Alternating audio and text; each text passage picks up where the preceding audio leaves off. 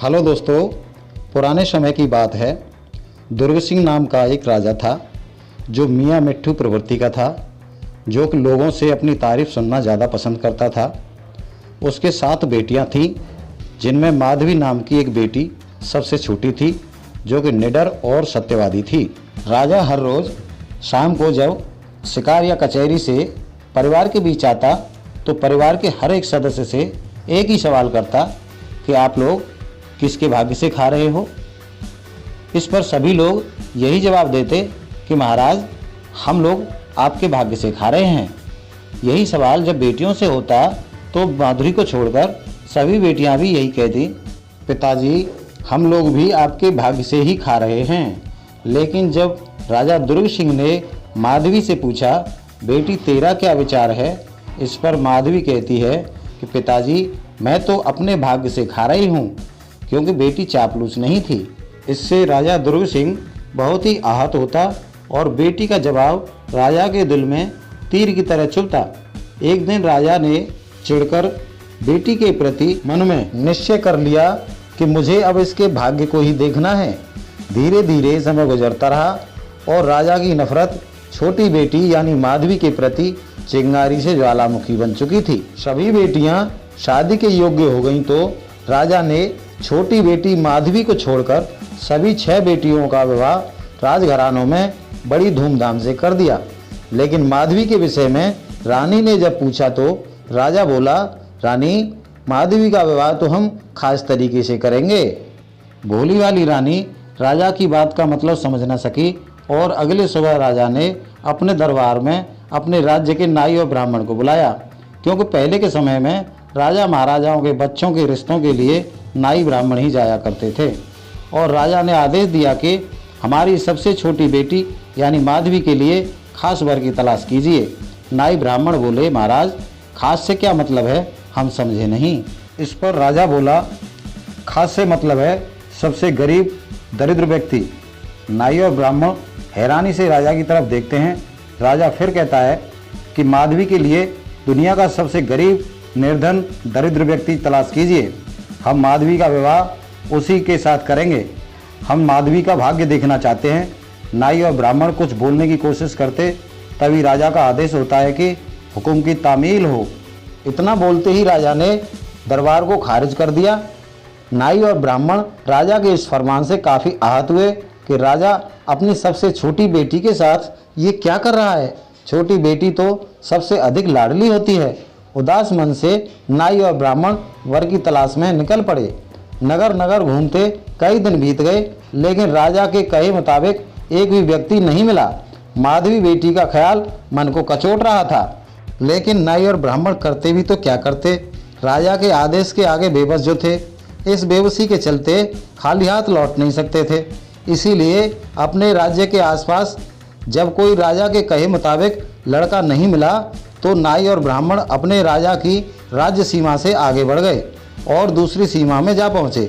इधर जिस सीमा में नाई और ब्राह्मण पहुँचे थे, उसी सीमा का राजकुमार दीपक नया नया राजा बना था। राजा दीपक अपनी प्रजा के प्रति बड़ा ही गंभीर रहता था। प्रजा को किसी प्रकार का कष्ट ना हो, इसलिए अपने राज्य की प्रजा के बीच भेष बदलकर जायजा लेने जाता रहता था। साथ ही साथ उसके पास एक जादुई फूल भी था, जिसकी बदौलत सूंघकर वह किसी भी प्रकार का भेष बदलने में, किसी भी प्रकार का रूप बदलने में, किसी भी प्रकार की सुविधा मुहैया कराने में सक्षम था। एक बार की बात है कि राजा दीपक अपनी प्रजा के निरीक्षण हेतु जादुई फूल के जरिए लंगड़े दरिद्र भिखारी का रूप बनाकर अपनी सीमा में बने मंदिर की सीढ़ियों पर जाकर बैठ गया, जिससे मंदिर आने जाने वाले हर श्रद्धालु एवं अपनी प्रजा के मन में अपने राजा के प्रति क्या विचार हैं सब जान सके। इत्तेफाक से वही नाई ब्राह्मण जो राजा दुर्ग सिंह की बेटी माधवी के लिए दरिद्र वर की तलाश में थे, जो घूम रहे थे, घूमते घूमते राजा दीपक से बने लंगड़े भिखारी के पास आ पहुँचे। कोई और रास्ता न दिखाई देता देख भिखारी से अपनी व्यथा कह सुनाई। नाई और ब्राह्मण की मुश्किल को सुनने के बाद दरिद्र भिखारी दीपक ने कहा कि राजकुमारी माधवी को यदि आपत्ति ना हो तो मैं शादी करने के लिए तैयार हूँ। इतना सुनते ही नाई और ब्राह्मण अपनी मुश्किल को आसान होता देख बहुत खुश हुए और भिखारी दीपक से माधवी की शादी का प्रस्ताव मंजूर करते हुए अपने राज्य राजा दुर्ग सिंह के यहाँ लौट जाते हैं। अगले ही दिन राजा के दरबार में उपस्थित होकर राजकुमारी माधवी का रिश्ता पक्का होने की बात कहते हैं और राजा को सारा हाल सुना देते हैं। नाई ब्राह्मण की बात सुनकर राजा दुर्ग सिंह अपनी बेटी माधवी के विवाह की तैयारियां शुरू करा देता है और कुछ ही दिनों में माधवी शादी होकर लंगड़े भिखारी दीपक के यहाँ चली जाती है। लंगड़ा भिखारी दीपक राजकुमारी माधवी को दुल्हन बनाकर लाता है। अपनी प्रजा के साथ साथ अपनी नई दुल्हन माधवी का सब्र का भी इंतजाम लेने के उद्देश्य से महल की बजाय मंदिर के पास बनी एक झोपड़ी में अपना ठिकाना बताकर उसमें कुछ दिन के लिए रहने लगता है। इधर राजा दुर्ग सिंह को एक असाध्य बीमारी घेर लेती है जो कि ठीक होने का नाम नहीं लेती। बहुत सारे हकीम वैद्य बुलाए जाते हैं लेकिन राजा को कोई आराम नहीं मिलता।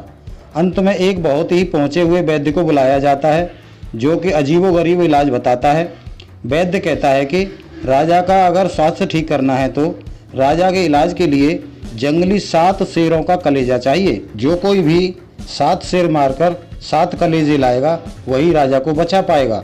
इतना सुनते ही राजा की 6 बेटियां और 6 दामाद और बाकी सभी रिश्तेदार राजा के यहाँ जो मौजूद थे, किसी की हिम्मत शेर मारकर कलेजा लाने की नहीं हुई। सभी राजकुमारियों के द्वारा अपने पतियों को उकसाने पर किसी तरह 6 दामाद शेर मारने के लिए तैयार हुए, लेकिन हिम्मत साथ नहीं दे रही थी क्योंकि उन्होंने कभी शेर नहीं मारे थे। शेर मारने के नाम से ही उनके पसीने छूट रहे थे। किसी तरह हिम्मत करके प्रजा को गलत संदेश न जाए, यह सोचकर 6 दामाद अपने शस्त्र लेकर घोड़ों पर चढ़कर शेर मारने के लिए चल दिए। रास्ते में चलते हुए सोचते हुए जा रहे थे कि अपनी सीमा से बाहर ही कहीं जंगल में शेर मारे जाएं तो ठीक रहेगा, क्योंकि अपनी सीमा में शेर नहीं मरे तो बदनामी होगी। यही सोचते हुए अपनी सीमा से बाहर निकल गए और चलते चलते वहां पहुंच गए जहां राजा दीपक मंदिर के पास झोंपड़ी में लंगड़ा भिखारी बनकर रहता था। मंदिर नजर आते ही 6 दामाद सोचने लगे क्यों ना भगवान का आशीर्वाद ले लिया जाए, हो सकता है शेर मर जाएं। इसी आशा से घोड़ों से उतरकर सभी राजकुमार भगवान के मंदिर में चले गए और प्रार्थना करने लगे। यह सब नज़ारा अपनी झोंपड़ी से लंगड़ा भिखारी देख रहा था। भिखारी दीपक उनके पास आता है और पूछता है, महोदय आप कौन हैं, यहाँ किस प्रयोजन से आए हैं? तो सभी राजकुमार अपना उद्देश्य भिखारी दीपक को बताते हैं। इस पर दीपक कहता है कि क्या आप शेर मारने में सक्षम हैं? इस पर राजकुमार जवाब देते हैं, अरे भाई हमने तो कभी बकरी का बच्चा तक नहीं मारा, शेर कैसे मरेगा? इस पर दीपक कहता है कि आप लोग यहाँ आए ही क्यों? इस पर सभी राजकुमार पूरी दास्तान दीपक को बताते हैं। सारा किस्सा सुनने के बाद दीपक कहता है, सुनो महोदय, आप किसी की जान बचाने के उद्देश्य से आए हैं तो मैं इसमें आपकी मदद जरूर करूंगा, लेकिन आप बात का राज ही रखोगे? सभी राजकुमार वादा कर देते हैं। इस पर दीपक अपनी झोंपड़ी पर आता है और अपनी माधवी से कहता है, प्रिय मैं शेर मारने जा रहा हूँ, आप मेरे शस्त्र और घोड़ा लाइए। इतना सुनते ही माधवी का दिमाग चकरा जाता है कि शरीर से विकलांग हैं और बात कर रहे हैं शेर मारने की। बात समझ में न आती देख माधवी बोली, स्वामी कैसा घोड़ा, कैसे शस्त्र, कैसा शेर का शिकार? इस पर दीपक कहता है, प्रिय आप मेरा खास जो थैला है उसे लेकर आइए। तो माधवी दीपक के खास थैले को लेकर आती है और दीपक को दे देती है। थैला लेते ही अपना हाथ थैले में डालते हुए अपने उसी जादुई फूल को निकाला और विचार करते हुए सूंघा। फूल सूंघते ही दीपक अपने असली रूप राजा दीपक के रूप में शस्त्रों के साथ घोड़े के साथ तैयार सामने दिखाई देता है।